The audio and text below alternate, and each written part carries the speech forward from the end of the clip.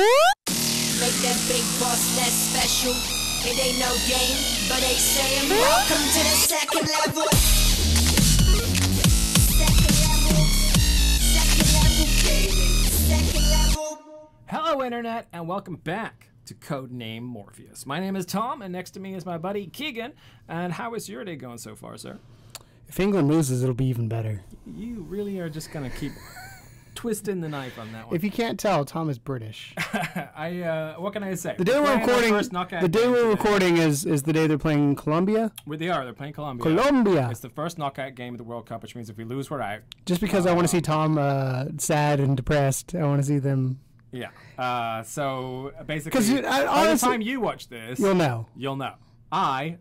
In between recording sessions, have been watching the game live, and I'm like, honestly, it's just because we're not in it. So yeah. I did show you the last World Cup. No, 2 World Cups ago.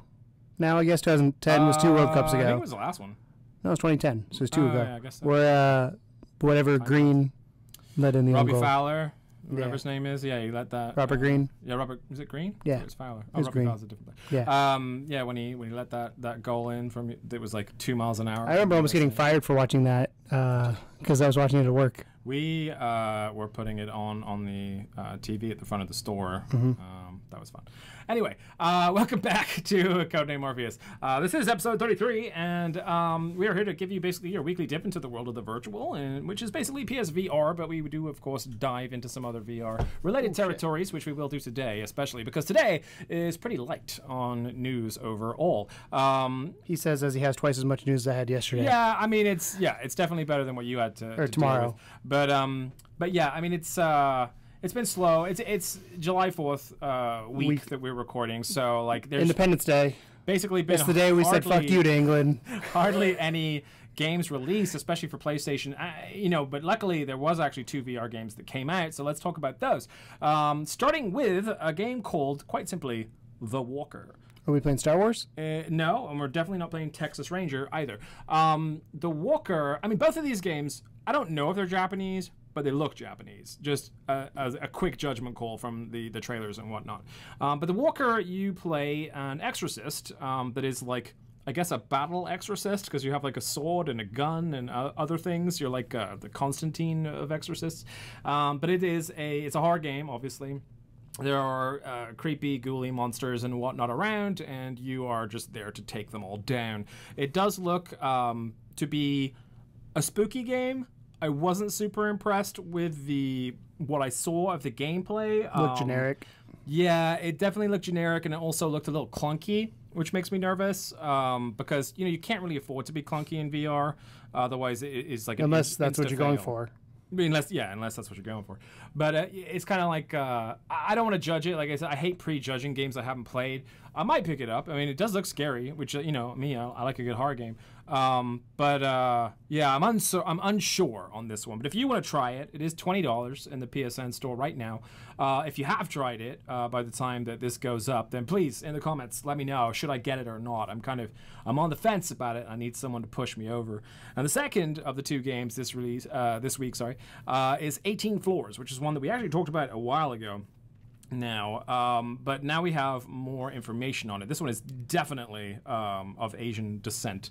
And from what I can tell, and I'm going out on a very hypothetical limb here, it looks like you're in a train trying to solve a mystery, but you can rewind time, or time itself rewinds. I don't know if you have control over it, but there's a lot of time rewindy going on. And you're trying to solve this mystery, which is also a horror game at the same time. So there's lots of puzzle boxes and things like that, but also, things exploding, ghosts, like people getting snatched and that kind of stuff. But they make a very big point in the trailer out of the fact that, like, time, the rooms change with time. So, like, there's one sort of, what do you call it, when it's time lapse, where you're in one room, but you can see like different items appearing, disappearing, like moving around and stuff. And it's kind of like, maybe I have to be here at this time to do this thing, to open this box with this code or whatever. So that seems to play into the mechanics of the game a little bit, the mystery element of it anyway. So I think you'd be more into this because I know you like puzzles, but it is still spooky. So you'll probably still be like, nope. So, yep. 18 floors, $15. That's the other new release this week. It definitely looks interesting. Give it a shot. I still need to play Esper. Esper. That's the one I want to play from Did you last pick week. it up? No. Oh, Well, good. I'm going to. Yeah. I did for play that. Salaryman, and I'm going to talk about that as our spotlight. But yeah, so The Walker and 18 Floors for your new releases. The other thing to bear in mind is that there's a free Torn theme in the store right now. Torn is a game that is due to release soon on PSVR, and there's a free theme for it up in the store. So, if you're into collecting themes. All I can think of is that song Torn. Natalie Imbruglia. Yeah. Yeah. Good tune. I feel like that's different than I used this. to have a massive crush on Natalie Imbruglia. She came on my phone the other day on drive home. Like, you know how, like, I use Apple Music. You know how it does, like, recommended things? I just, like, normally do, like, my favorites. But I was like, I'm tired of this. Let me scroll down. And it's, like, summer hits. And she was on there. Was it And Torn? it was, I think so. That's the only song I know that she did. She did something else. She too. was like, I don't know if she was married or she was like going out with the lead singer of Silverchair for a while. Don't know who Silverchair is. You don't know Silverchair? No. Okay, you would like Silverchair. You have to trust me on that one. Okay, so that's your new releases and your warm welcome to the show. We'll be right back after this very quick break with a hell of a list of sales. See you then.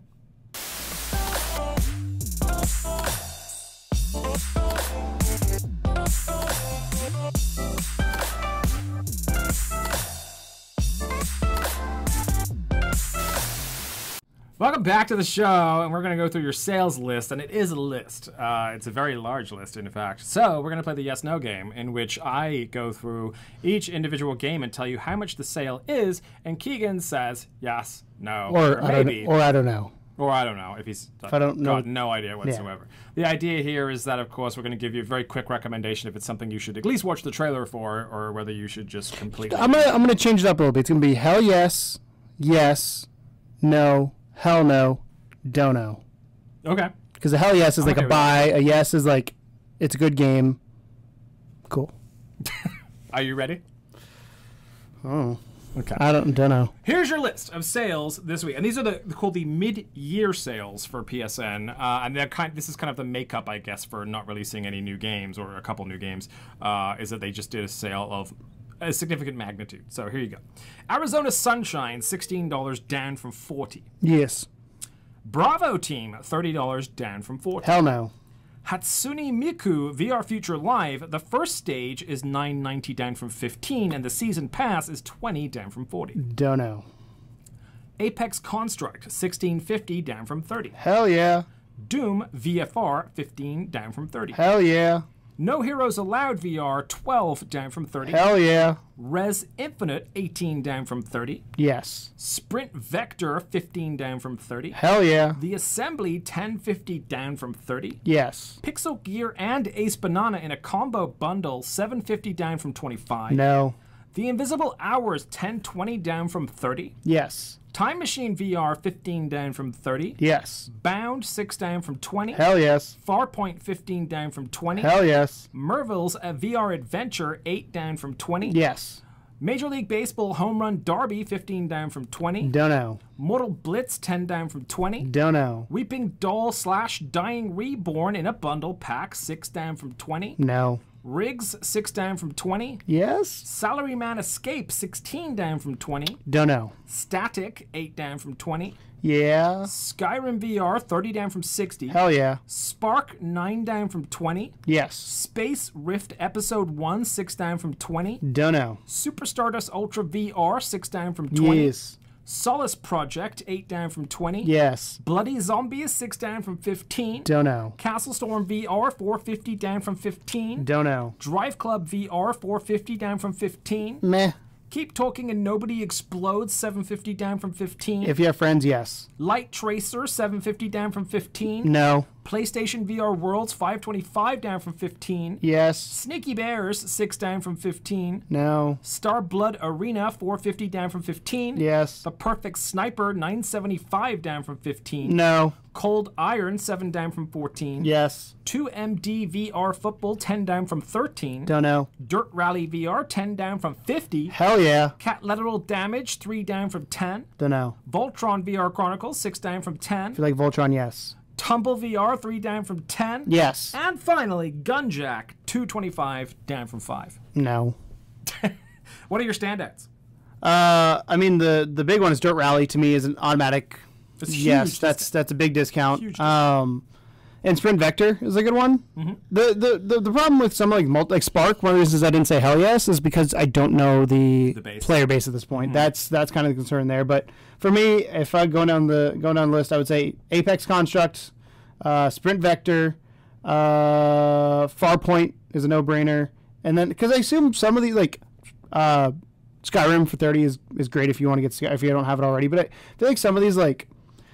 I now have high expectations. Like PSVR Worlds is cool and it's fun, and at this point though I don't know if you want to pick that up or put your money towards something else. That's kind of what I was like, yeah. Versus, I think it's interesting you mentioned that because every day that I go into the subreddit for PSVR, which is pretty much every day, there are people that say, I finally did it, guys. I bought a PSVR. I'm so pumped. What should I start with? So there is still a market out there for people that want to experience some of these earlier things, or at least because like that to me is like a staple game. Yeah. That like if you want to show your family what VR is, you need to have that. But the question there for me. It's gonna age. But well, the thing I was gonna say with that is because what's it on sale for? Where'd it go? It's like $550 or something. Because. It's $525 down for $15. Yeah, that's not bad. Because if you're buying that, the question would be, would you buy that or would you buy another game that you know is going to be good? Type thing. Like I'm not saying PSVR Worlds is bad, but within PSVR Worlds, there's only kind of 2 games that I can consistently show people, and one's not really a game. It's the first experience. Danger Ball doesn't get enough props in there. Yeah. I will say that. Danger Ball is hella fun. Danger Ball is good, and obviously I think London Heist is the standout in that. And then obviously first experience as a shark. Once you do it once, it's like you've done it. Yeah. So that's what kind of that's where I was coming from with my. I've seen that 20 times at this point.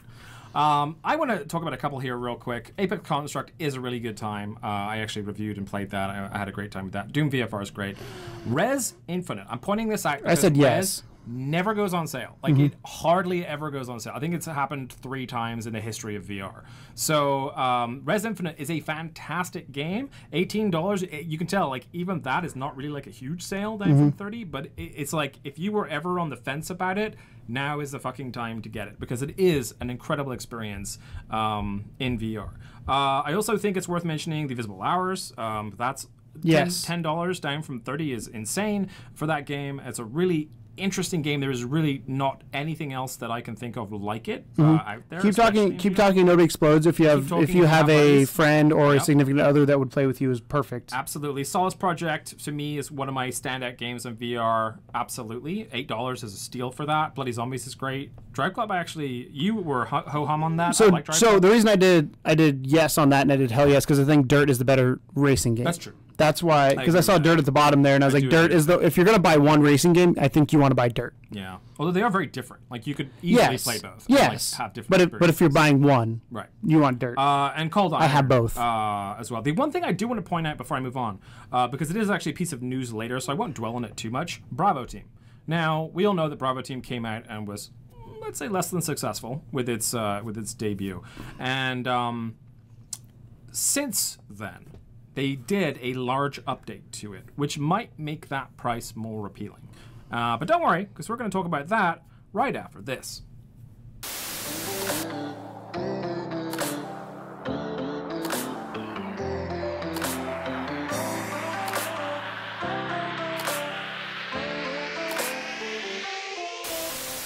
Welcome back, and it's time to do some news. So, I'm not doing anything. I'm really excited about the first piece of news. It's about fucking time. We've been waiting for it. Finally. Which I'm surprised they did it now, unless they just had to, unless they're working on something to know for sure when they were going to do it. But I'm surprised this was not at E3, considering E3 was only 2 weeks ago. I mean, if they're releasing it a couple weeks after, a couple months after. But I'm surprised they didn't do it because, getting back to the argument we had last week, where it's like it's the mainstream media that would have been a perfect one to show off for people in mainstream to latch on. Right. It's like, hey, here's this big VR game. Fair point. What are we talking about? Of course, Firewall 0 Hour officially has a release date, guys. It's super exciting. And that release date is August 28th. Think they're going to stick to it? Yeah, I do. I mean, they've been super, shy about giving an actual date for a really long time, so I absolutely think they're going to stick to it. I mean, the one of the main developers, head developer, whatever, said, stay tuned for some really exciting news really soon, or an announcement really soon. And people thought that they might just drop it, which would have been really cool. But I'm happy at least that it's not too far off. It's only a month or so. You can pre-order starting today and get some special goodies. Yeah, we're going to talk about that. So this might be the game that makes me buy an AIM. I'm just going to say that. Cool. This will probably be the game. Back in, I would imagine. This will probably but I do digital, so I'm not going to buy the. I'll probably buy the AIM separate. I don't know how easy those are going to be to find. You may want to look at trying to get one now before it becomes impossible to find. Oh, I know. Along with, of course, the announcement of the release date, they did release a new trailer for it, which you can see behind me. But then let's talk about this mode that you're talking about here, which is the pre-order exclusives. They're excited to announce a special pack for those who pre-order Firewall 0 Hour starting today. It's called the 0 Hour Pack. That's because you get it 0 hour. Exclusive character camo, exclusive trinket, exclusive weapon camo, exclusive face paint camo, exclusive Velcro patch, not sure what the fuck that is, extra in-game currency, double XP for 24 hours, and Texas contractor unlocked. So normally I don't pre-order games anymore unless I know it's something I really want, and this is one of those ones. Like I'm probably going to pre-order just for the show and how much I love Siege, assuming this is going to be as good as that. I mean, everything there sounds like Siege in a nutshell. Yeah, the only issue I have with this is it's not exclusive. I guess it's exclusive to pre-orders, but. Well, you'll notice that some of them were exclusive and some of them are not. So the one that's not exclusive but does look really good is actually the Contractor, because I'm assuming that's going to be pretty nice to have an extra one. And you're probably going to have. It looks like you might have microtransactions for double XP, because if you can do double XP for 24 hours, you might be able to buy. Which I have nothing against, because Rainbow Six Siege does it. Yeah. I'm not against microtransactions if done right. If you want to pay to level up faster, good for you. Yeah. As long as I can still get there by working twice as hard, I'm fine with it. One of the highlights of the 0 Hour pre-order pack is the ability to unlock Contractor Texas, aka Sarah Wells, on day one. Texas hails from the U.S., surprise, and has a unique skill that allows her to take less bullet damage.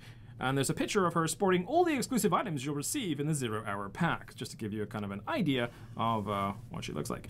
And here's an AIM bundle. Yeah, and there's a Firewall 0 Hour will be available digitally at the PS Store and physically at retailers, and they're excited to confirm that Firewall 0 Hour will be available as a bundle with a PS Aim controller. So that's really cool, because I mean, honestly, I don't see playing this without the aim controller. I don't even know if it's possible. I assume it has to be possible, otherwise, they'd kind of shoot themselves in the foot a little bit, no pun intended. But I think it's definitely going to be like a must use. Same with Farpoint. You know what I mean? Like. It's nice that they give you the ability to use your controller and just play it like a normal game, like a Rainbow Six or whatever. But honestly, like if you're in VR, you want the immersion. The aim controller is the way to do it. It's such a good peripheral that's so criminally underutilized right now. So I'm reading the comments down the bottom of this, and they're talking about because it supports DualShock 4, and somebody was asking like, is there an advantage to one or the other? And I'm kind of with the person here. And well, no. From a gameplay standpoint. Yeah, that makes sense. So from gameplay standpoint, I think the DualShock will be more accurate, but from the immersion standpoint, I think the aim will be. It depends on how good you are with the aim. I think the DualShock hands down will be more accurate, because you're using analog input versus trying to get a light to track correctly. Like that, I guarantee that's going to be a lot more accurate. I think it's all going to. But I think it's going to be more. But I think it's going to be more. Tracking really is. Well, we've played with the aim before. Yeah, but I'm saying the tracking on Farpoint is entirely different to the tracking on Bravo Team. Yeah, like they fucked up. But you don't have to track a DualShock, is what I'm saying. No, you don't. So that's what I'm saying. It's more accurate. Yeah, but more people are used to that. That'd be interesting to see. It'd definitely be interesting to see. I think DS4 is going to be more accurate for people who do competitive. I think the aim will be more fun.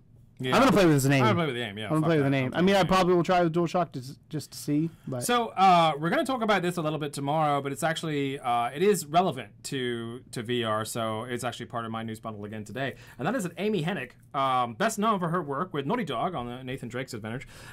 She's recently been working for EA on an untitled Star Wars project, and of course, Visceral Games got shut down. So, Amy Hennig decided to go and make herself a studio. She is starting an independent studio. She's really excited about it.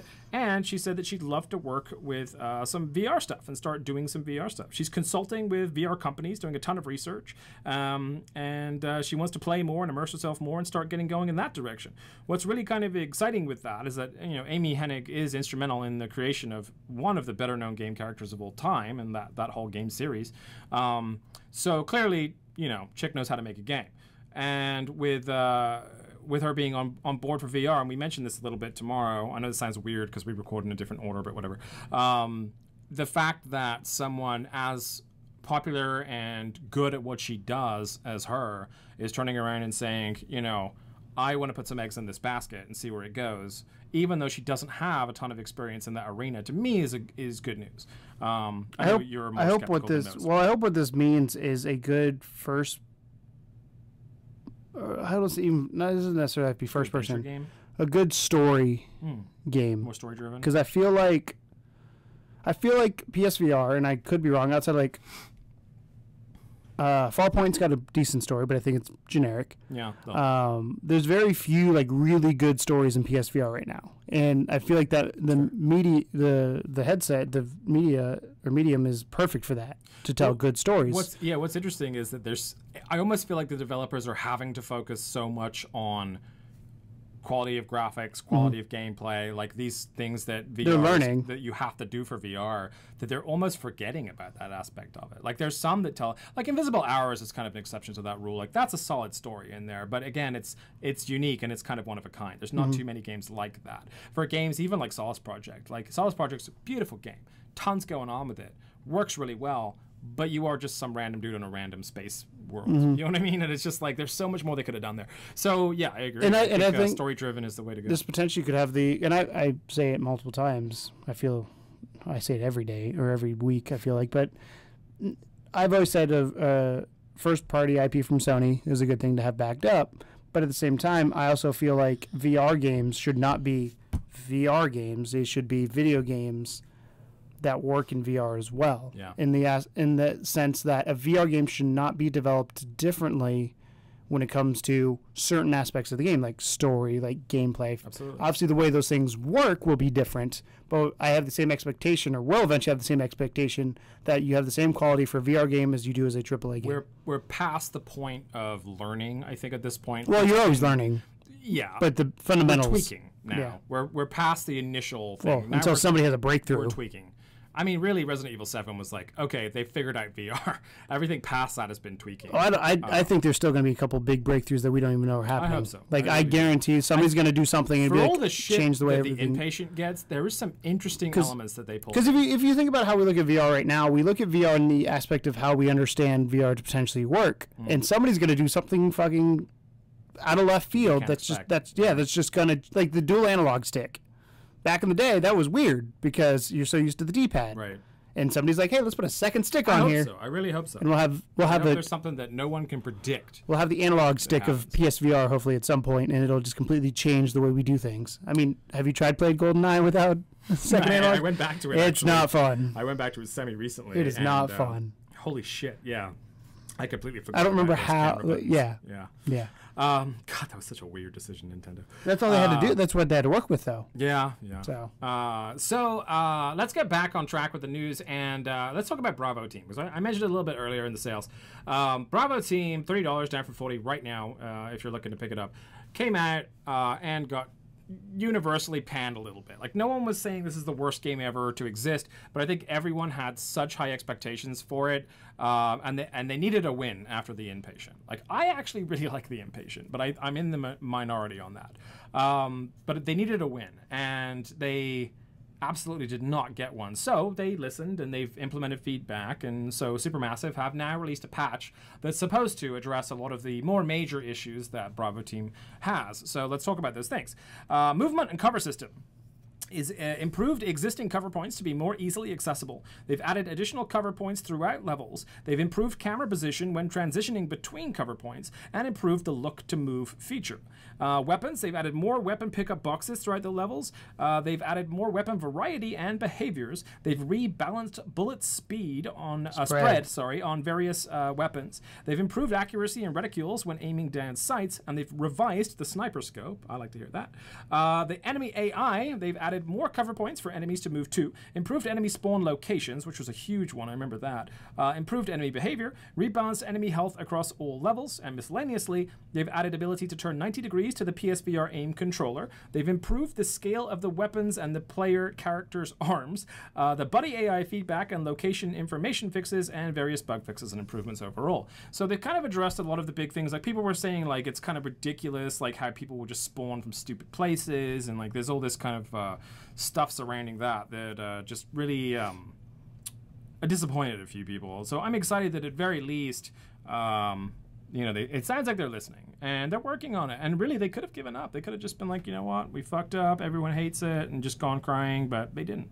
And I think it's semi-noble of them to take that on and be like, okay, what can we do to finish this out? I think though, and this just might be me, but it's the whole No Man's Sky thing. But obviously, you're in a smaller microcosm because you have a smaller audience you're dealing with. That True. People will not go back to that game just based on initial reaction. I think it's going to be good for the people that weren't there for the initial reaction and they're picking up PSVR now. But I guarantee that there's a lot of people that will not go back to it because of what they've heard or bad experiences, or even if they own it, they may not go back to it because of other things. But I don't know. It's weird because I'm a fan of going back and checking games that they get fixed. I mean, I played The Division for 400 plus hours, and that game is a technical mess. But at the same time, like even No Man's Sky, I went back to just because I already bought it. But I had no interest in it at the point. It was partially because I didn't care. A lot of it was because I didn't care anymore. Like the hype was gone. You missed the wave. Yeah. So I'm hoping this does bring people in, and I hope like the people that get the game now, like somebody who gets PSVR for Christmas this year, will have a better first experience and be like, okay, this is actually worth it. Another reason to use the aim controller. Allegedly, you know, the shooting mechanics and stuff were pretty good with it. It was just like there was sort of small level based things that were the problem. Largely cover system and AI was the big complaint. Which is a big part of a shooting game. Big part of that particular type of shooting game as well. So the fact that they're kind of addressing those two things majorly is good news. And hopefully, you know, everyone can dig it after that. So there you go. That's Bravo Team. So moving on, there's a game coming out relatively shortly called Transference. I say relatively shortly. I think it's next year. From Bethesda. No, it's Ubisoft. Or Ubisoft, sorry. Other one. Elijah Woods has a hand in things for Transference. It is a very bizarre-looking title. It's both VR and non-VR. Yeah, it's both VR and non-VR, but it's also like there's FMV sequences and non-FMV sequences. So it's kind of like it's almost like you're in a movie, but not really. And it's just kind of like no one really has the full like kit and caboodle on what this game is, but the trailers just consistently make it look more and more interesting. And a lot of people have been concerned about the idea that basically this is like Hollywood partnering with a game studio and making what they think is going to be the next big thing. What does that look like? So VentureBeat actually sat down with Elijah Woods relatively recently, and he had some comments on it. I thought there was an interesting standout comment that I wanted to mention. So GamesBeat said, movie companies have tried partnering with game studios before, but the results have been mixed. It usually ends up with a terrible game. Apparently Elijah laughed and said it has a bit of a checkered past. GamesBeat then said, so it's interesting to see such constant communication between your two studios. Wood says, not to speak on the past in regards to why those partnerships didn't work, but this was a genuine collaboration at every level, constantly communicating, always with the same goals in mind, and trying to push each other. We were really challenged by them, and hopefully they were challenged by us. And I think somewhere in the middle, we were able to find what we wanted to find. You can create great things if both entities, both groups of people are trying to do that thing from a genuine place. And then he said, that's the thing. We love games and we all love movies. I think that we were all just inspired by the ideas that we wanted, that we had collectively, and wanting to make those the best that we possibly could. So what do you think about that? About his kind of comments on like, yeah, I kind of know that this has sucked in the past, but like we actually really want to make this work. You can want to make anything work, but just because I mean, you can partner any two things together, and I still you got to see the final product before you make a judgment on it. Because, I mean, I guarantee that Star Wars wanted to make the Visceral game really work, and look what happened there. Or you wanted, I'm trying to think of another like combo that just like Rabbids and Mario is a good one recently that really worked well. But that was two games companies. Yeah, specifically between like movie and game studios. Traditionally, it's a cash grab, right? I mean, yeah. you have because you have license. I mean, they made a fucking Scorpion King game. That's all I'm saying. You have a license. So yeah, so you have a license. And I guarantee before the film comes out. And I guarantee there's people there that wanted to, like the people at the movie studio wanted to make a good game. There are people there. I think there are also people that think bottom line, which is you've got to do that because it's a business. But at the same time, it's. I don't think it's not a desire of wanting to make something good. Honest. At some point, yeah, there's the financials that come in, but nobody's going to put years of their life into something and not care about it. Right. So I absolutely agree with that. I also think that the difference here, largely with this game in particular, is it's not an existing franchise. It's new. But also, with those types of games, the movie tie-ins, things like that, they're always deadlined. It's always like, the movie is coming out next year, get on it, devs, figure it out. And the developers, frankly, don't have enough time. Because I'm sure that the guy that made the Scorpion King game really wanted to make the best possible Scorpion King game he could, or they could, whatever. And I'm sure there was also a studio breathing down their neck saying, this film is out in 2 months, you don't get time to do projects. Look at one of the greatest games of all time is a movie tie-in that didn't come out when the movie came out. Name that game. We just talked about it. Literally just talked about it. Goldeneye. Oh, yeah. Goldeneye is a movie tie-in, but the game came out, I think, a year or two after Goldeneye was out, but the game was so good that people didn't care. Yeah. So, solid point. So as long as you handle it right, and I agree with you when it comes to like publishers giving you a time frame and movie, because you want to, like we just said, you want to make sure you hit the hype train all at once. Like Mad Max is a prime example for a game that Mad Max I think is an underrated game. I think it had some issues, but I think the Mad Max game did not get the credit it deserved for what it did. I think partially because there's movie time. Yeah, but I also kind of like in the middle of a bunch of other huge releases, it kind of got swamped a little bit. But it also, even when it's gone on sale and stuff, though, I think people just ignored it because it's a movie tie-in. People, you don't hear the groundswell behind Mad Max. Yeah. People cheering from the rooftops for it. Again, Shadows of Mordor, that kinds of stuff, they do really well. That was another good example of a good tie-in, but it wasn't really even a tie-in because it was a separate entity. But anyway. Yeah. I just think it's cool. I just like Elijah Wood, honestly. I think he is a genuine guy. I think he's going to put everything he has into this, and I think it should come up pretty well. So I'm excited for it. Honestly, it looks like proper, like, nerve-wracking as well, like psychological horror. That's my shit. Give me more of that, please. Yeah. Looking forward to it. So next up, a game that we have a storied past with, Ace Combat 7: Skies Unknown. Was not at E3. It was not at E3. They did release a gameplay trailer, but it will be officially at Gamescom 2018, which is good news for everybody. As a playable title. As a playable title, which it is, and we've played it. Yeah. Bandai Namco announced its games lineup for Gamescom 2018. The publisher's booth, if you're going, is in Hall 6, B41. Will include no less than 11 playable titles, of which 8 have been disclosed today. Jump Force, Soul Calibur 6, Dragon Ball Fighter Z for Nintendo Switch, One Piece World Seeker, Code Vein, Ace Combat 7: Skies Unknown, My Hero 1's Justice, and Naruto to Boruto Shinobi Striker. And they're all going to be playable alongside a couple more. That's just 8 of the 11 total. So maybe we'll have some surprises there too, which should be cool. But Ace Combat is legit, guys. It's really fucking good. Like, so it's about time that they let other people play it. While the press release does not mention it, considering what was mentioned by producer Kazuki Kono just before E3, I would be surprised if we didn't get the announcement of a release date for Combat 7. Really? Of course, keep in mind that this is just speculation based on an interview, so take it with a customary grain of salt. But I feel like at this point, like they have to. They've dragged it on long enough. They've beaten the dead horse. They've jumped the shark. Any other like misclamature or misnomer or whatever nomenclature. Thank you. That you want to say. By the way, Gamescom is August 21st to 25th. Just to give you time frame. Not too far away. Yeah, they definitely. It's about time, and I think. I'm thinking what's going to happen if Perfect World, and we know Bandai Namco doesn't live in a perfect world based on what's happened so far, but Perfect World, they show this in August and they say. It's either going to do one of two things. It's either going to be this fall, which I don't think it's going to be, or it's going to be spring next year. You don't think it would be holiday season, maybe? No. Okay. Because 2 reasons. One, holidays are always nutso for games releases, and I feel like this game would be better in the spring. But spring's also nutso now, so. Yeah, because everything gets pushed back. Yeah. Yeah, solid point. Okay, so the other thing I wanted to talk about here for news, a couple more, but this one is not specifically PSVR. It's a new VR game that looks really awesome. So I want to talk about it because there's a Kickstarter going on for it right now, and I think the sort of the developers of it have kind of twinkled interest towards PSVR as a possible platform for it. So that's why I'm kind of bringing it up. So it's a VR mystery game, and it's called Tokyo Chronos, and it's headed to Kickstarter right now. So the company is called My Dearest, and they've announced they're going to start their Kickstarter for it on July 10th. It's going to be a playable demo of the Anime Expo 2018, but it's essentially a full-on like anime experience in VR, visual novel mystery game looks really neat.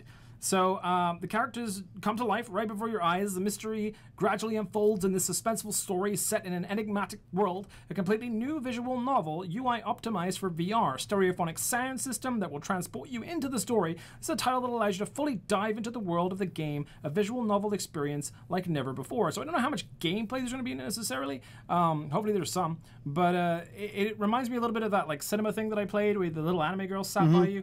Being in an anime in VR is fucking intense. Like, it's really intense because it's one of those experiences that they made VR for, right?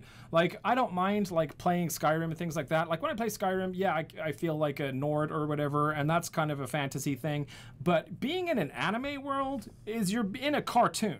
It's super bizarre. But it's also the only time you're ever really gonna get to experience that. So I'm pumped on this game. It looks great. I wanted to share it with you guys just to give you an idea of some of the people that are working on it. The director worked with the Expelled from Paradise. The scriptwriter did Konya and Kimi ni Koru Sarita. And the producer is Sword Art Online. You got the publisher from Clanad and Nico Para, just a ton of like really like solid people in the industry, and they're expecting to launch early next year for PSVR, Oculus Go, Rift, and Steam VR. So they're going all wheels ahead on it, which I think is cool. So I just wanted to throw that one out there. It's minimal news, really. Like I said, it's light this week, but that to me, like, I want more of that, please. Especially new titles that are like not existing franchises, because I can't play One Piece because I never watched One Piece. But I would like an anime style game in VR that I can get into that's like unique to just that. Like, it only exists here. It's not necessarily something I have to watch 500 episodes to be into. So I just thought I'd throw that out there. And lastly, for the news this week, Shawn Layden says there are some games we must do concerning VR. So he had an interview recently. Shawn Layden, if you don't know, is the guy that's usually on stage whenever you're watching. He's the CEO of Sony Interactive. Yeah, whenever you're watching, a keynote or whatnot. Very he replaced jovial fella. What was the other guy? Jack Tretton. Jack Tretton. He replaced was cool him too. I like Jack a lot. Yeah, Sony. Like as much as I'm not a Sony fanboy, their speakers are pretty good. I also like Phil Spencer. They're always pretty like laid back as well. Like, they know they're businessy, but they're not dicks about it. You know what I mean? Like, they don't try and like fake enthusiasm. Like, they genuinely are pretty pumped for a lot of the things that are going on. So there you go. So here you go. This is a direct quote from Shawn Layden himself. There are some games we must do, even if initially the profitability might be hard to make. For example, an easy one for that is PlayStation VR games. When you're trying to grow the PSVR installed base, how many units are in homes? It's difficult for some third parties to look at that addressable market and get the business to work for them. But we need games to move the platform. It's a chicken and the egg thing. So at Worldwide Studios, we took on a number of PSVR projects in order to support the launch of that platform, getting it off the ground. So, I mean, it's kind of similar to any other technology. Like they said, it's similar to anything really, but he said must is sometimes driven by technology. We decide to do VR. We have PSVR technology. We've been working on that for 6 years. We're in a place where the technology is ready to come to market, and we need some games that can help explain why VR is important and what VR can do. And of course, they have Blood and Truth, Astrobot Robo Rescue, a couple other things going on with it. But it's interesting because how we initially talked about it was he said whenever he's greenlighting a project, he looks at one of three things. We either have to be first, best, or must, right? So either you're like first to market as in it's like a new genre or a new style or whatever, best as in like your God of Wars, your Death Stranding, whatever, or must, which for him is PSVR, which is like they feel an obligation to help this technology along, not because they necessarily sell the unit. I'm sure that's part of it. Oh no, it's part of it. Yeah, but they because it benefits them for it to be a long-standing. But at the same time, like I think they genuinely do want to see VR succeed as a whole, and I think that having a horse in that race definitely means they are obligated to push it. But at the same time, I think genuinely like Sony just likes the advancement of all game genres. That's why they're always pushing like the indie developers, the Asian developers, the graphical fidelity of some of the AAA developers over here, and now they're pushing this market. The only thing they really suck at is handhelds, which I wish they would figure that shit out. But see, I disagree with them wanting to support VR as a whole. I think if they didn't have PSVR, they wouldn't care. They wouldn't give a shit. It's possible. I mean, that's the way I look at it. And it's funny because I think they'd be complimentary to whoever did have it. I don't think they would. they don't have a horse in the race. There's no point. It doesn't benefit them. Doesn't take away from it. It's not their game technology. Like they still appreciate good titles. Yeah, but if they're not doing anything with it, what's the point? But they can say they're not going to do anything with it. They can say congratulations Xbox on Halo 6 or 7 or 8 or wherever we are right now. If it's a good release that pushes like games forward as a whole, they'll do that type of thing. Like games companies do that all the time, where they're like congratulating, like Xbox did it to PlayStation when God of War came out. They were like, congratulations on the reviews for God of War. That's like this incredible. But that's within the same. That's within your confines already. Your PSVR. If PSVR did not exist at all, you're outside in left field when it comes to VR. Sony has no thing in VR at that point, so there's no point for them going to a VR company. For it to succeed, so they could eventually have a thing. I wouldn't say that. I just don't think they would. They just wouldn't acknowledge it at all. Like that. I just don't think it would exist. I find it really interesting though. So the quote is very similar to what I keep saying. When, for example, an easy one is PlayStation VR games. When we're trying to grow a PSVR install base, how many units you have in home is difficult for third parties to look at, that addressable market and make the business work. It's so true. And I joke that Sony is injecting money, but I guarantee they're injecting a bunch of money in. I guess I'm not a PSVR fanboy. You're not. I'm very much analytical, looking at it from a business sense of like, I want VR to succeed. And I've said that from day one. I think PSVR or VR as a technology is really, really cool. I don't know if we figured out how to use it correctly yet, or how to get that to where it needs to be. Because we have, if you think about how it plugs into the PlayStation, you have a breakout box. You have to get separate headphones, all these kind of things. Like there's no overnight fix for those things. No, though, you know? But that's the must thing where you said must is sometimes driven by technology. So I think at some point we will get to the, and I think I've said this before on the show, where the day you take a VR headset and either plug one cable into your TV and or it's a wireless headset, I think it's way more viable for a lot of people, assuming cost, obviously. But I have to give credit where credit's due. The fact that Sony says part of it they've injected into it, and they need to support it because it is their platform. To make it successful, they need to get units out there. To get units out there, you need games, and sometimes you have to supplement games by giving them money or giving them ads or whatever it may be, whatever the agreement is. So I give them credit for that. The only kind of thing here they don't talk about going forward, like they talk about having Blood and Truth and Astro Robot, and then a new PSVR only UK developer. We don't know what that is. The one part I think Sony needs to still get behind to get people like me on board is their big IPs they already have. Get that in VR, and I think we're golden. And at that point, you're just waiting for technology. Yeah. Because I think right now we're in that weird limbo of you're waiting for technology, so people may not want to jump in yet because they're waiting for the technology. And then once the technology gets there, people will be more blown away. The player base, the player base, it's a hard position to be in. I mean, it's not an every thing. new technology kind of has to go through that. Yes, and I'm glad Sony's doing it, because of all companies, Sony has a good track the financials to do it, because it's expensive to do it. I mean, if you think about it, they single-handedly helped Blu-ray win that market and helped Blu-ray become the adopted kind of medium. That's their format too. But yeah, they definitely pushed it, and that's why I said, since they have a horse in the race, I think they will stand behind it. The question is, I'm sure they have. I don't want to say a number because that's not the right word, but I'm sure they have somewhere like at some point we have to pull the plug if it gets to this point. Yeah, say hi to PS Vita. Yeah, but I don't think we're there yet. I've said the thing about that though as well is that like PS TV, PS Vita, whatever, right? They were kind of cool. Like the Vita is like legitimately a good piece of kit. I loved playing Persona on that, and I think that there's a lot of power in that thing. It's a really good device. Problem was there was no games, right? Which is kind of like where we're at with this. But the thing with the Vita was an existing technology. It wasn't necessarily pushing the medium forward. It might have been pushing like handheld quality. I think the PSP forward. pushed the handheld forward, because I remember looking at those graphics was amazing. True, but that's a quality thing. That's not a technology thing necessarily. Like, kind of, but like with like the Vita was the first one with an OLED. We're still playing normal video games with just a handheld device, right? VR is a whole other fucking kettle of fish. It's a new technology that not only will potentially influence games, but also movies, TV shows. My counter argument to your Vita argument, though, is look at the Switch and how well that's done. And all they did was make it portable. You take AAA games on the go. They Right. did what the Vita. They did what the Vita wanted to do, and they're doing it. But they're that doing was it. Nintendo, and like people are gonna support Nintendo regardless. Like they could have released a. No, look at what happened to fucking Wii U. Yeah, but they did that to themselves. That wasn't. Yeah, but they, people but were that still buying it. no, It's just they didn't 13 release that million, game 13 million units. We've sold because they didn't release the game 6 for it. exactly though. But people aren't going to support Nintendo if they're not going to support the. It's the same argument with the I think they PSVR. learned. I think they learned. And that's- that and the that's- Switch was their kind of like. Well, that's what I'm saying. And that's what I hope where Sony's coming in here and learning from the Vita of like.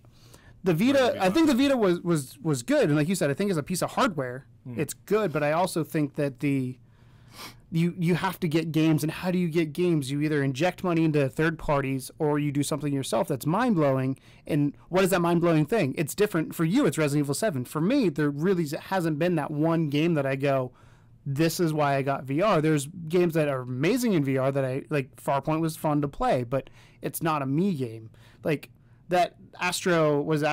Astrobot Rescue. Like that game to me is like, okay, when that comes out, this will be it. Or Firewall. Like when that game comes out, that might be my game of like, this is what No VR's Snake. gonna I be. think you would have really been feeling Moss.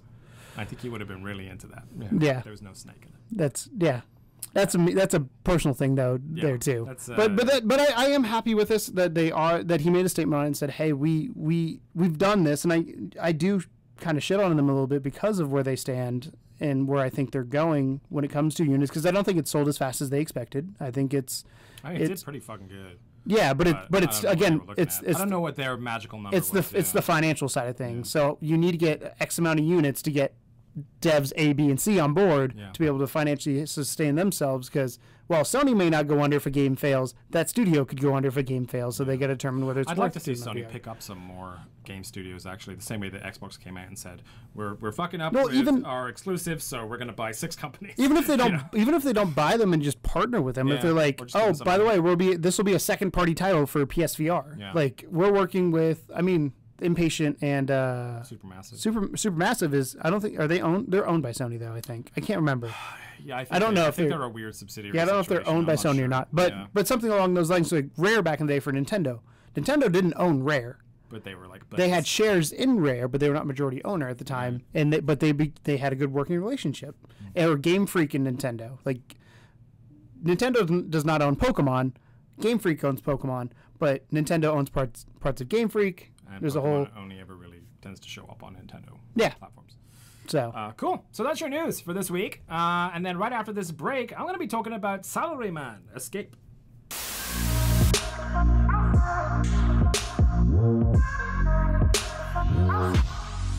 Level 2, yeah.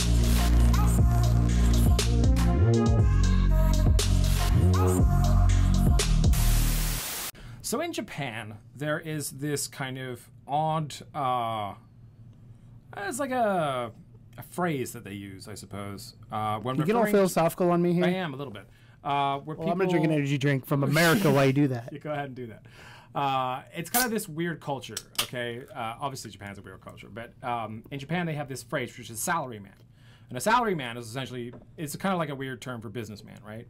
It's like you go to work at an office and you wear a suit and Punch tie in, punch out. and everything. Think of America in like the 50s and 60s. It's not even really punch in, punch out, because the salaryman, because you're on a salary, you might fall asleep at your office just to be there faster the next day. Like, they are fucking intense, right? And that's like, this is the reason, this is a side note, but this is the reason why Japan has some of the highest suicide rates in the world, is because, frankly, they work themselves to death. And being a salaryman is a big part of that. I watched a documentary recently called Tokyo Idol, which is amazing, by the way, talking about the idol sort of culture there. And there's people that dropped out of their salaryman job to follow an idol and just spend all the money that they made on, supporting this fucking 19-year-old girl in her singing dreams or whatever. It's a fascinating subculture. And they made a game out of it that's called Salaryman Escape, which is the idea is that you don't want to be a salaryman. Salaryman is a sucky life to lead, and you need to experience life. And it almost feels like a salaryman made this game, because there's definitely a lot of hints in terms of like, I'm miserable, fucking help me, as you're playing the game. The game itself, though, is by Oasis Games, who are pretty, They at this made point, Ace Banana. they did. And They're Pixel veteran Gear. developers of VR. They've done a lot of titles. very varied titles as well. Like this game plays nothing like any of their other games. They're solid people at Oasis. They definitely do budget titles, but they're still fun, you know? And so anyway, this game is a puzzle game where you play a salaryman in different phases of salaryman's life. It could be a birthday, it could be a Friday, casual Friday, whatever. I don't think they have casual Fridays in salaryman's life.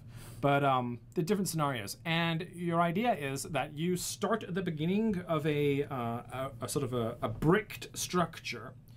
And you, as the VR observer, can spin the brick around. You can have a complete, you know, control over the environment that you're in.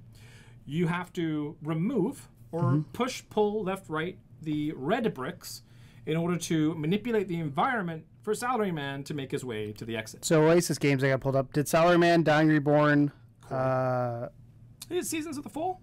yes. No. Yeah. That's not Seasons of the Fall. That's is that the name of that game? It's Japanese. I can't read it in Japanese.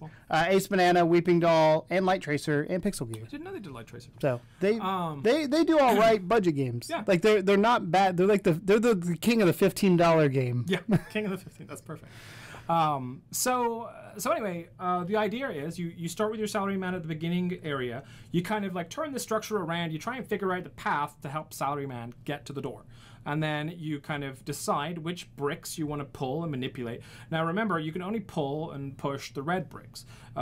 So if you have a ramp on one of the red bricks that needs to be pushed closer to something else, the pressure of which you are pushing or pulling that is entirely physics based. So if you like ram this red brick really fast, everything's going to fall off and you're fucked. If you push it very gently and slowly into place, you're probably going to be okay.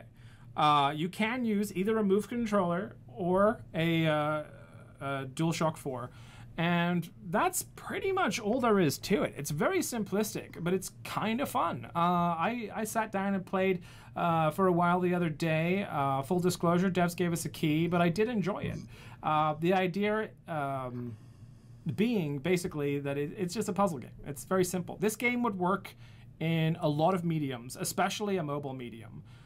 The VR aspect is, it's kind of, for me, it's almost like one of those things where you say like, but could I do it outside of VR? Yes, technically you could. It's kind of like Monument Valley. You spin the thing, you move the bricks, you move up. Like that's the idea. But being in VR is kind of nice. Well, it's like when I play Wayward Sky. Wayward Sky was similar. You could play it out of VR, but it does add the part of the puzzle aspect is being able to move your head around. Yeah, exactly. Yeah. But there are always like rotate things and stuff like that if you need to. I mean, rotating is a big part of it. The only problems that I had, tracking was a big problem for me, and I don't think necessarily that was the game's fault.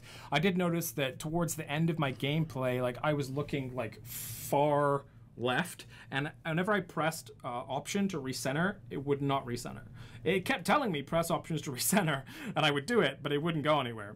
So I don't know if they have that part down pat yet. It also doesn't give you any VR options. When you go into the option menu, it's just like the normal stuff, like music and whatever. There's no like, give me this type of a screen or whatever to like make you feel less sick. Like none of that. Remember, they're the budget kings, Tom. I know. I'm just saying. You gotta cut costs somewhere. I gotta talk about it, right? So there was minimal options available, which is fine for a game like this. It's super simplistic. It's not the biggest deal in the world. It is level based, so that's what I mean by it plays like a mobile game. It's almost like Angry Birds or whatever, where you start off with a very simple like move one red brick, you'll walk along. That's how you get to the door, and then it teaches you the mechanics slowly after that. It ramps up pretty fast, but kind of the golden goose in the game is that you have to really, really, really think several steps ahead. You can fuck yourself instantly in that game just by moving the wrong brick at the beginning, or like not realizing something that you pulled it this way instead of pushing it that way. Because the bricks, once they're gone, they're gone. There's no reset. There's no like, can I put that brick back? There's no rewind. It is like restart level, try again. And you have to do everything perfectly. Sometimes within a centimeter or two of like if your brick is poking out by 1 centimeter, your guy won't move. and then you have to kind of get in closer, be like, what did I fuck up here? And then like push it a little bit further, and oh, okay, now he wants to go. So it's pretty brutal as far as like your placement and that kind of stuff.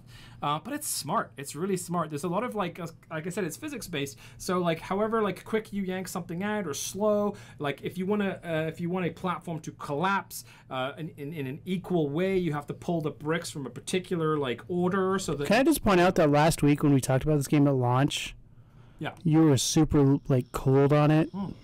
Aren't you glad you got it? Yeah, I am. I'm really happy that they showed it. Like, I would say it's probably not something that I would like. I mean, it's no Resident Evil. You know what I mean? It's like it's definitely. It's not meant. It's not trying to be. I know it's a quick fix game. It's a palate cleanser, as we call them apparently now, which I really like that term. But it's something that you play like in between. It's like your Tumble VR or whatever. It's one of those. But I like the quirky. I didn't know it was Japanese like base, and you know me in Japan, like we go back. So we go back like I love the quirkiness of it. 25 it's years. like when you do stuff, it'll give you like if you get a victory or whatever, it'll give you this stupid message up on the board that's like, you should learn to live, laugh, and love. And then like, but it's so funny. And it just like when it tells you the setup for each level, like it's weird because the aesthetics don't really ever change. Like it's always like white bricks, red bricks. You get to the door. There's coffee cups like that like help you turn corners and stuff. I don't even really understand what was going on with the coffee cups, but I was happy they were there. But it's there's like, even though they'll say like it's so and so's birthday party and you have to do this, there's no like birthday decorations anywhere or anything. It's always the same environment, which is a little sterile. That part, I guess they could have done something there, but again, king of the budget game. But honestly, yeah, it was a good time. I actually, for I think it's $15. Again, king of the $15 yeah, game. not bad at all. You know what I find funny about Oasis games is every game that we have played outside, like Ace Banana, I think got. I've not played that. I haven't played it either, but from what I've heard, it of all the games that they've released, that's probably the least favored one. Their games are solid. Yeah. Like if you think about it, like Light Tracer, I enjoyed. I finally played it the other day. Oh, good. Light Tracer, I enjoyed. Weeping Doll, I don't remember what, because you played those. Weeping Doll and Dying Reborn. Well, actually, I bought it, but I haven't played it. Oh, and then Dying Reborn. Dying Reborn, I liked.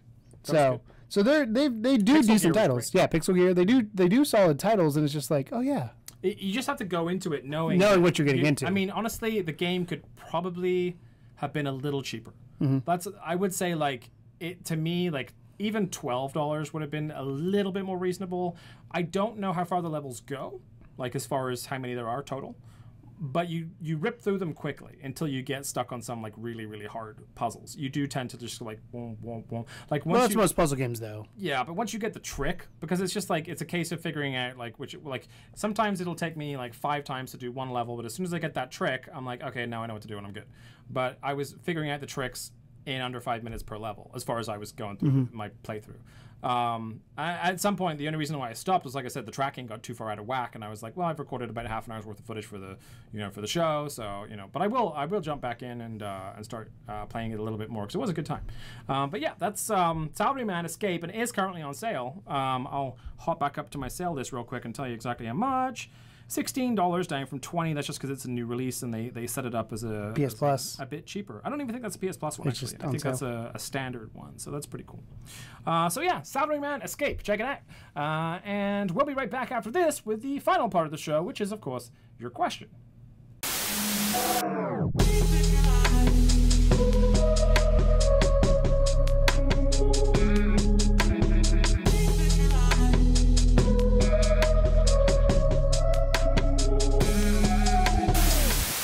Our question for this week is actually kind of a, I don't know, it's not like super, I'm not gonna force an argument like I do sometimes with these questions. It's quite a simple one, honestly. There's been a couple articles recently that have been released, one by VentureBeat, one by Nature.com, that are kind of talking about the effects of the eyes with VR. So here's a little bit of a segment from one.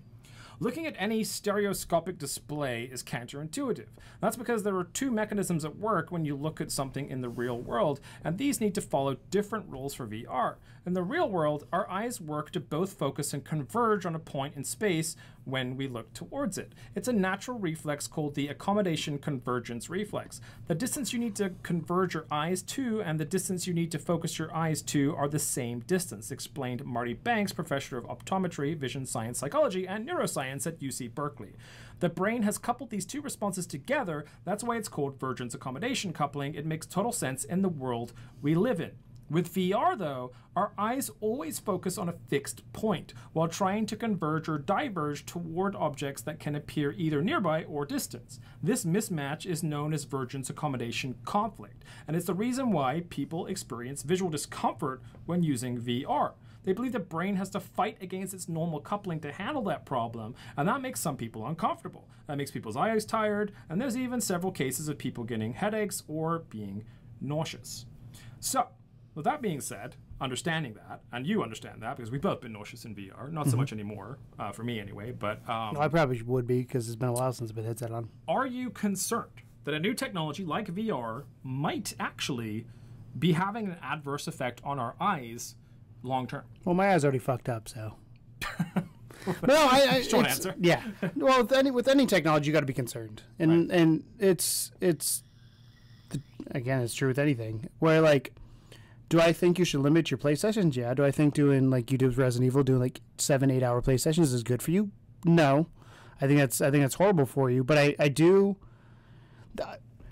You have to assess the risks, and it changes from person to person. So for me, like to play VR, the longest session I think I've ever done was like 4 hours for Star Trek Bridge Crew, which at the end of that my eyes are done, and I don't push through that. You have to listen to your body and understand when to stop.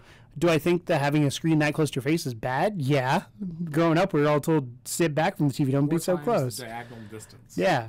But we don't. And I never did. I think as the technology gets better, they can work with stuff like that to make it not as strenuous on it. But as of right now, I don't think we're there. But I also, again, it's the risk thing for it. You have to understand, and to like Sony's credit, they say people that are under 12 don't play it because your eyes are still developing. Like there's a reason those exist. That rule, though, is the other thing. Oh, but there are so many kids. How many people drink alcohol before they turn 21? Fair. Like you can only do rules and laws for so long, and people are gonna break them. Yeah. Like you can tell somebody not. Are gonna say yes or no. You can tell somebody not to murder, but there's a reason that we now have. Can you not murder? We now have, well, but it's against the law to murder, but people do. That's true. And there's consequences for that. That consequence is either you go to jail or you get the death penalty. Like those are the consequences. Consequences for having your little kid play VR. Here, his or her eyes might be fucked up later on, and we don't know what the side effects are yet. Like energy drinks is a prime example. Right now, I think the energy drink aspect of things is like we don't know what it's doing. And that's scary. The science is not out on a lot of like 2000s things. Like you were talking about energy drinks. I showed this my vapor tank. We're taking risks by. It took a long time for them to realize cigarettes were bad. I mean, let's be honest. They used to say they were healthy. The adverts used to say cigarettes good for your health. Doctors would smoke them in the advert. Yes. But I'm taking a bit of a risk with this. I know that it's better for me than cigarettes, and I was addicted to cigarettes. That's why I switched over to this. I was like, there's less going on with it. Yes, there's still nicotine, but it takes out a lot of the carcinogens. Therefore, if I am going to smoke, I may as well smoke something that has less carcinogens. That's the way that I look at it. But you are still taking a risk because you don't know what that's going to do to you long term. Absolutely. And same thing with me drinking. Like I drink 2 energy drinks every podcast pretty much. And that stuff especially, we have no idea where that came from. I've gone through I've done more and more research on different things and what's inside of them. So like that's why you'll see I switched from Red Bull to other ones. And you just like I did buy for a little while just to see what that was like. And that's not obviously an energy drink, but it does make you feel pretty good. Though. It does have caffeine in it. It's got oxidants or oxygens. No, that's not antioxidants. I don't know. Antioxidants. That. Yeah. The thing like this one. So like right now I'm doing excess energy, which you made fun of because I got it at Indie PopCon. Yeah, but it's the shadiest people of all time. It has no sugar in it, right? Which is good. It does. It's all B vitamins, which is what your body uses. So at the end of the day, my body just pisses a lot of this out. It doesn't do anything for me, so it really doesn't matter. The concern is obviously the ingredients they're using besides sugar to make it sweet, because there's obviously a sweetener in there somewhere. But it's the same thing like Splenda or with aspartame. Like aspartame we now know is horrible for you, but guess what? It's still in Diet Coke. Yeah. So even when we know the consequences, people still partake in it, and it's going to become it's a. Would it ever stop you? Would you ever like, you know, let's say the next iteration of VR happens, and it's like mind-blowingly like surreal how good it is. But they said there was like they had, by that time, let's say it's 20 years down the line. By that time, the studies have come out, and yes, long periods of time in VR will fuck your eyes up. It depends on what the specifics are. So if they come out and they say long periods of time, how much long period can I play for an hour or two at a time? Right. I mean, any little bit is not good for you, but again, you're assessing the risk and making a decision. In moderation, right? Yeah. Or if they come out and say, hey, long periods of time will make you go blind, that's a different thing than make your eyes tired, give you headaches. Right. Like, I will deal with eyes tired and headaches. Going blind is a different story. Yeah. So I think that's where it comes from, is kind of what risk factor are we going towards? Like, also, I guarantee having a screen that close to your face, not just from a vision standpoint, from a chemical standpoint, people used to say with cell phones are going to give you cancer. That's not. I don't think that's true, but we don't know that. Everything gives you cancer. Nothing's really proven at this point, whether that's true or not. But having a screen close to your face gives you, it's a higher risk than having. That's why I'm concerned away. about in-headset batteries. Mm-hmm. That doesn't appeal to me at all. Like, I mean, I already know that I'm taking somewhat of a risk by slapping a screen in front of my face, but having a battery strapped to my head too just doesn't make me feel good at all. Like, if you can imagine, like people do now with smartphones.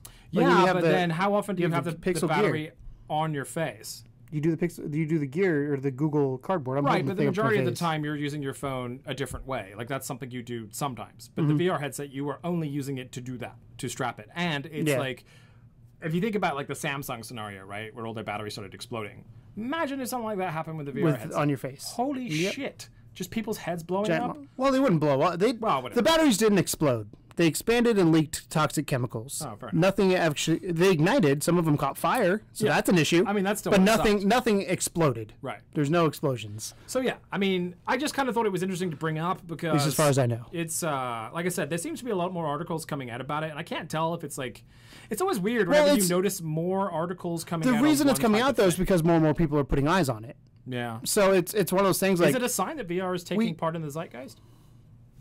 No. I don't think so. I mean, you don't think like Ready Player One and things like that didn't help it along? I think it did, but I also still think the VR is very much in its infancy and very much not in the mind's eye of a lot of people. The people who are doing the research on this are people that are specific to those fields, like mainstream. Like the moment that like the nightly news on NBC or something covers it, that's when you have an issue. When they go in and when they had the Fortnite issue with the crossplay. The fact that went mainstream, like, that's very interesting. The fact that mainstream hopped onto it, and that's when I think it's going to get to the point. Fortnite has gripped children bigger than Minecraft at this point. It is kind of terrifying. Weird. There's already like 1 billion like T-shirts and toys and whatever. Epic's making hand over fist on that game. Oh yeah. So and the fact that it's free as well, like they fucking got so lucky that took off the way that it did. Because now they can just sit back and rake in the merchandise sales. You know what I mean? Like, or the season passes and all that kind of stuff. Really smart, yeah. But to their defense, they made a good game. Oh yeah. So like, yeah, no complaints about the game. But yeah, I don't think we're to the point where the mainstream is going to really worry about it unless somebody's looking into VR, and then like mom might look into it. I mean, the thing is though, like companies like Sony and HTC, they have to have done their own research, right? I mean, but the problem with the companies doing the research is they can fudge the numbers, and that's the truth. Like if you look like pharmaceuticals and stuff like that. True. Yeah. So one of the things I think, and we talked about it when before PSVR was launched, like regulations. There's no regulations on VR. At some point, there will be regulations on like actual laws put into place for VR. Right now, it's just Sony recommending, it's the Wild West, saying, "Hey, we don't recommend this to under 12, but there's nothing against that." Right. Who's to say like if I go make business idea. We've talked about this before, but I go buy a building, I set up 30 different VR headsets. I say, hey, for $30, you can play 30 minutes of VR in my building. I don't have to turn away little kids. If parents say it's okay, as long as I can take their money and go. There's no law. Yeah, there's no law against it. But if they come down and say, hey, there's a liability to you for doing this, then it's a different story. Yeah. And I think there needs to be regulations, and we've talked about it before for like psychological stuff and all this, because it's more realistic looking especially in the future. It will be. But yeah, I don't think it'll stop me unless there's something big that comes out. I also go in understanding I'm taking a risk. Yeah. So if it wasn't, I also love technology. That's the other thing too. Like somebody's got to, like the first people who dropped the atom bomb. Yeah. They took a huge risk. They didn't know what the risks were at the time. They find out. Not like, I'm not talking about like the ones that hit Hiroshima. I'm talking about like the test ones. Scientific discovery in general does not come without consequences. No, I mean I watched a documentary on nuclear power plants after the Japan earthquake. Hiroshima? Oh. No, not Hiroshima. You said Japan. Fukuoka. No. Fukushima? Fukushima, that's it. Fukushima Datsai, or whatever it's called. I watched a documentary on that, and there's people now because people are scared of nuclear power because of what happened. Yeah. But now there's people taking that and saying, hey, we don't need to be scared of nuclear power. We need to be scared of how we're doing it. Yeah. So there's like salt-based ones versus water-based ones, and there's all these different technologies. Bill Gates apparently backs a company that's working on something. So things like this that are coming out. So there will be people always that look at the technology and say, hey, this is the consequences. I then think, how do you react to that with anything else? Or is it something like cigarettes where at some point we realize it is horrible for us and we just say, we shouldn't do this? I'm in somewhat agreement. I think, I mean, I personally, you could tell I'm kind of a risk taker when it comes to that sort of stuff. Like, I'm so entrenched in the idea of video games as a medium and have been for so much of my life. And I got such a buzz from playing VR the first time. But if you go blind, it doesn't matter. That's true. But like I'm willing to take that risk at this point. You know what I mean? Like, if someone comes out and says, you're definitely going blind if you keep doing it, yeah, I'm going to stop. Mm-hmm. But at this point, with like the way that things are, I'm willing to take that risk. And you can't live in fear either, because if you live in fear, you're not going to do anything. Yeah, you have one life, dude. Like, after that, I mean, to have gone through life without having to experience some of the things I've gotten to experience through that, I would be gutted. You know what I mean? Like, Resident Evil 7 was like literally like a mind-altering, life-changing experience for me in terms of media and in terms of entertainment. I'm glad you prefaced media, because I was like, you have a sad life then, buddy. No, I just like, it's one of those things where like, there's a couple moments in your life where something media-wise happens, whether it's a particular movie, particular game, particular experience, whatever. I mean, Harry Potter for me was that. Yeah, that's like the thing and it just like blows your fucking mind so much that you're just like, wow, like, I'm so glad I got to be alive during I remember this when the first Harry Potter movie came out, like going in there and... because I'm a huge Chris Columbus fan, but then I looked to see how they did special effects, and a lot of people don't know this, but the Harry Potter films are what got me into wanting to edit and understand the other stuff. Like, I used to watch movies like everybody else, but it's that next level thing of like, oh shit, let's see, how did they make those candles float? Oh, they actually had candles just floating there. How did they change them? Oh, that's a green screen. You mean I can put anything behind them? And like Privet Drive, the first shot ever in the Harry Potter movies on Privet Drive, they don't actually have a full neighborhood. That's a built set. And just put a green screen and just duplicate all the buildings. And Smart. Avengers is all green screen. Oh, Avengers is like 90% green screen. Like shit like that is like so cool. And now I get it and understand it. But at the time I was like, holy shit. Because my naive self thought everything was built. It's real sets, right? They're actually, why not? Yeah. They can do it. It's movies. They got a big budget. That's where it goes. That's where those millions come from. Yeah. So go to, rather. But yeah, but I agree. I think and it's always that warning, like assess the risk for you personally and decide whether it's worth it for you. I think we both can honestly say as of right now, with the information we have presented, that it's worth the risk to both of us to play. If they come out tomorrow and say, like you said, definitely going blind, or you could get potential facial. If they say definitely going blind, I might just continue playing while I have eyes. You know what I mean? Or if they say you might go blind, all right, I'm gonna stop. or like facial burns or things like that. Like. Right. There's things that could come out that could happen, like heat is a thing. Brain tumor, yeah, your eyes can't understand. Yeah, things like that. If they come out and say here's like definitive proof of it or whatever it may be, but again, with any of those reports, you kind of got to take it with a grain of salt because you can fudge numbers. Yeah, what can you trust? What can't you? So. What do you guys think? Would you are you worried at all about your eyes? I know you guys are crazy VR fans. Let's hear it in the comments below. Let us know. Are you concerned at all about your eyes? Do you not give a fuck? Like where do you stand on that kind of on that side of things? But overall, that's our show. Thank you for joining us for Codename Morpheus, episode 33. We got to talk about some new games, The Walker and 18 Floors, a fuck ton of sales. Firewall got a date, the Uncharted creators working in VR, Bravo Team got a patch.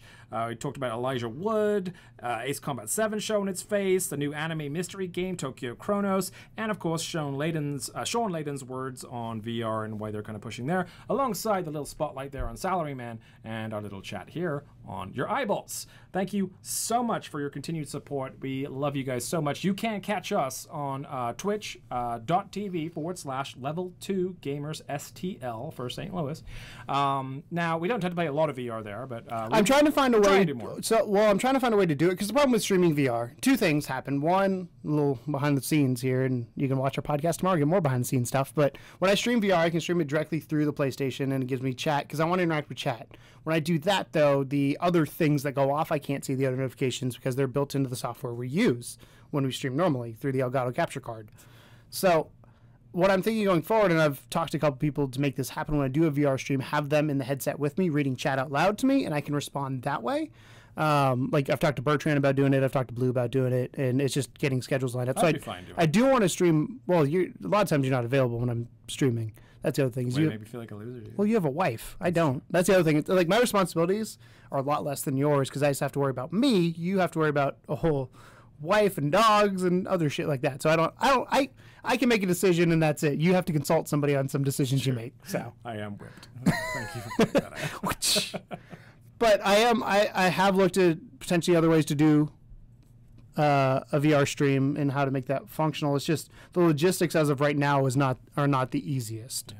So that is something I've looked into. And we'll update you when we know more as far as that's concerned. But right now, though, if you just want to see us play games in general and like you like the banter and stuff like that, we do play every Sunday night at 9 p.m. Central Standard Time. Usually it's me, Keegan, and a bunch of our buddies.